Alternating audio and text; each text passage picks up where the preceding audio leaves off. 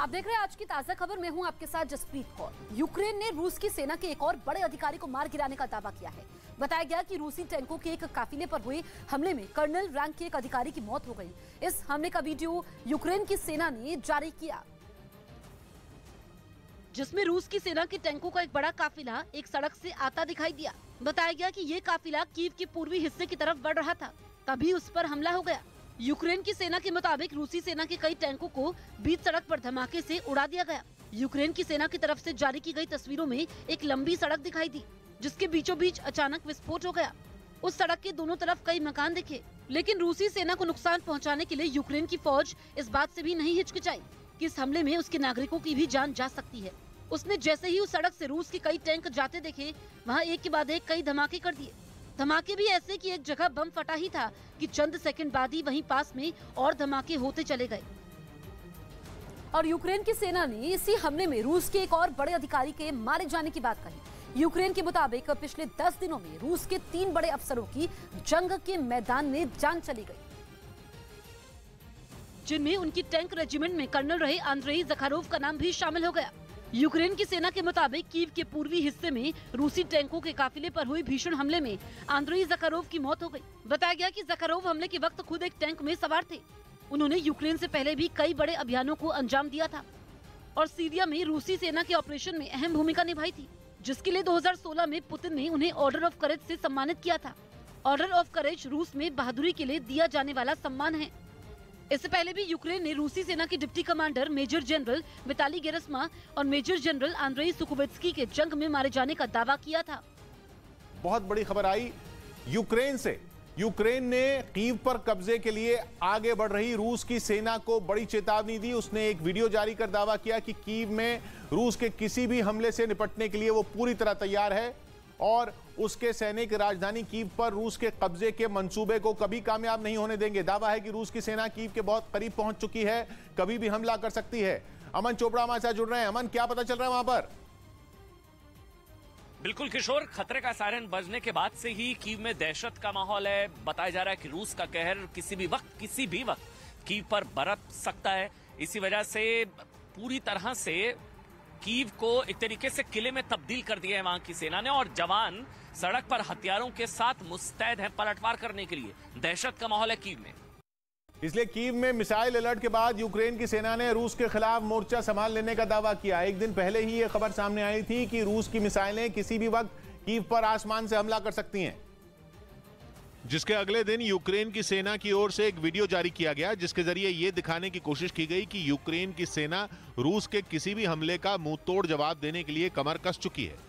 इस वीडियो में यूक्रेन के कई बंकर दिखाई दिए, जिनमें वहां की सेना अपने मोर्चे पर डटी नजर आई। उनके पास भारी मात्रा में हथियार भी दिखाई दिए।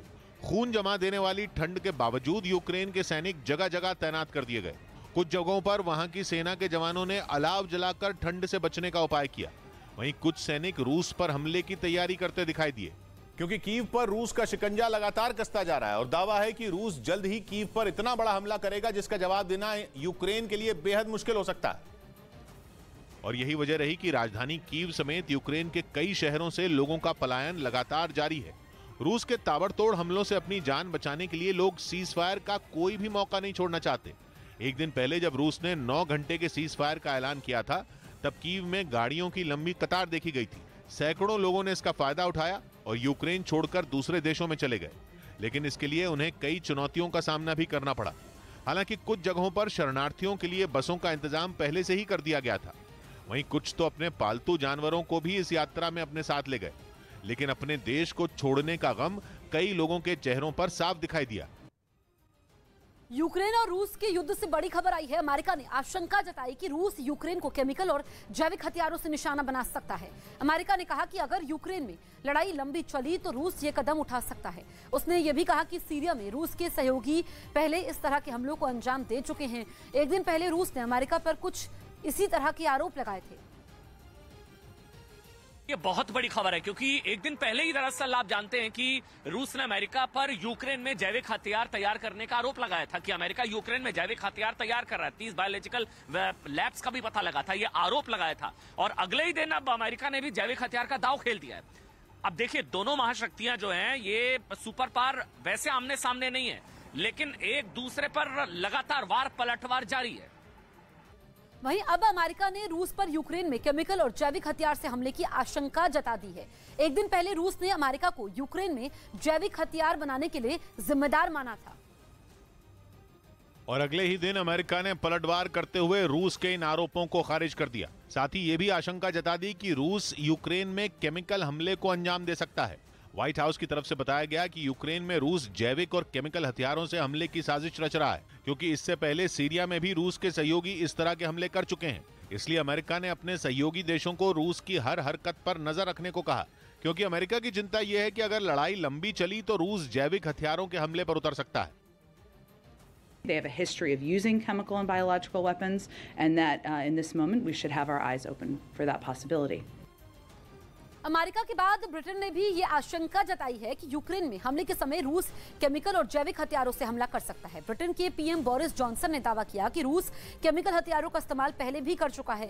साथ ही उन्होंने ये भी कहा कि रूस अमेरिका पर इसलिए आरोप लगा रहा है ताकि वो खुद समय आने पर इसका इस्तेमाल कर पाए। रूस ने सीरिया, यहाँ तक कि ब्रिटेन में भी अपने विरोधियों को हटाने के लिए इसका इस्तेमाल किया है। यूक्रेन युद्ध पर ही एक और बड़ी खबर, अब चीन की कंपनियों ने रूस को विमानों के पुर्जे देने से इनकार कर दिया है। इसे चीन की डबल गेम के तौर पर देखा जा रहा है। रूस की सरकार ने यह दावा किया है कि चीन की कंपनियां भी अब उसे विमानों के पुर्जे नहीं देंगी। यही नहीं, खबर तो यह भी है कि ओप्पो समेत चीन की कई मोबाइल कंपनियों ने अपने स्मार्टफोन की सप्लाई रूस के लिए घटा दी। अमेरिका ने पहले ही रूस पर कई प्रतिबंध लगा दिए हैं और अब चीन की कंपनियां भी रूस को धोखा दे रही हैं। अमन फिर हमारे साथ जुड़ रहे हैं। अमन, क्या पता चल रहा है? जी किशोर, ऐसा लग रहा है कि चीन अब रूस को धोखा दे रहा है।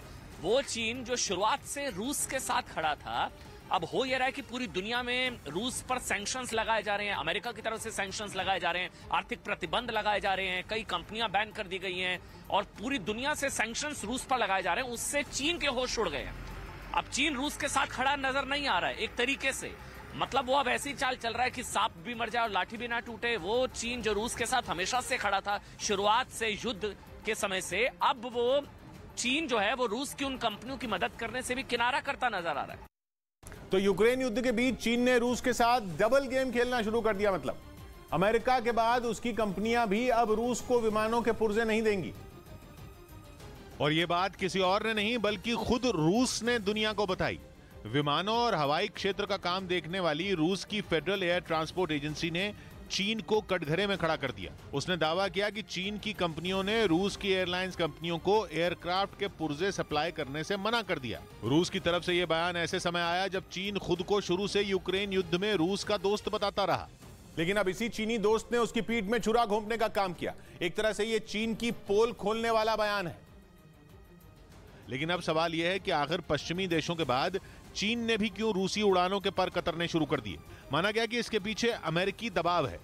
एक दिन पहले भी अमेरिकी खुफिया एजेंसी CIA ने ताइवान पर नजर लगाए बैठे चीन को इशारों में नसीहत दे डाली थी। I think President Xi and the Chinese leadership are a little bit unsettled by what they're seeing in Ukraine. They did not anticipate the significant difficulties the Russians were going to run into. I think यानी इसका मतलब था कि रूस का जब इतना समय यूक्रेन की जंग में बीत गया तो चीन के लिए भी ताइवान की ताकत से लड़ना आसान नहीं होगा। वो भी तब जबकि अमेरिका वहां भी ताइवान के साथ खड़ा है।